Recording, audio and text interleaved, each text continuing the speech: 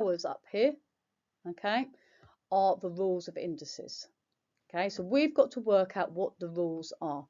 So we know if we multiply two values, so x to the power of a times by x to the power of b, it equals x to the power of a plus b. This is our first rule of indices. The second rule is I've got x to the power of a divided by x to the power of b. It's the same as x to the power of a minus b.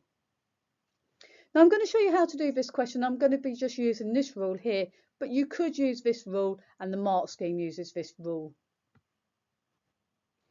Press pause, see if you can work out what the values of k and m are, and then press play when you're ready to hear the answer, or if you need some help in able to find these values. Well done guys, hopefully you've managed to have a good go at doing this. Remember, make sure you've highlighted these rules that you've written down over here, stick them in a bubble, make them stand out. Make sure you know what this word integer means as well, so make sure you've written down your key facts. Now to start with, for 1 mark, we're going to look at adding together the powers. So a to the power of k times by a to the power of 8 is this first rule here. Add together the powers and we just write it as k plus 8.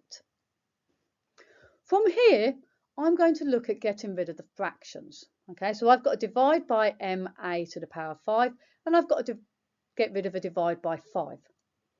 So I'm going to get rid of these fractions. So the opposite to divide is times. So I'm going to do something called cross multiplying because they're all multiplied together and divided. I can multiply both sides by 5 and I multiply both sides by ma to the power of 5. So I'm going to get rid of the denominators and I'm going to bring them up to the top right, and the denominator on the bottom right is going to go up to the top left. Now the mark scheme, when you look at the mark scheme later, they have actually combined this a, k plus 8 and the a to the 5 using this rule here. Okay, so the mark scheme's done it that way. It is personal preference as to which way round you do it. You will end up with the correct answer either way, so you choose which way you want to do it.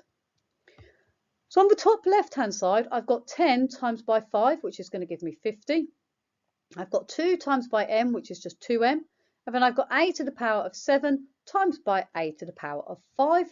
And that is using this second rule here. A to the 7 times a to the 5 is a to the power of 7 plus 5. So using the rule at the top here again, I can add my powers when I put the a terms together. Now from here, I've got a times by 2 and I've got an even number on the left hand side. So I'm going to divide both sides by 2. So dividing 50 by 2 gives me 25. The 2 disappears on the right hand side, leaving me with m.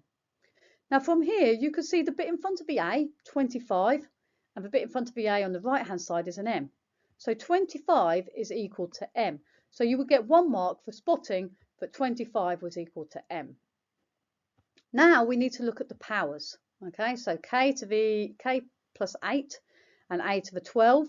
The two powers are going to be equal to each other for these expressions to be equal, which means that k plus 8 is equal to 12 for my third mark. Then to get rid of the plus 8, I'm going to subtract 8 from both sides.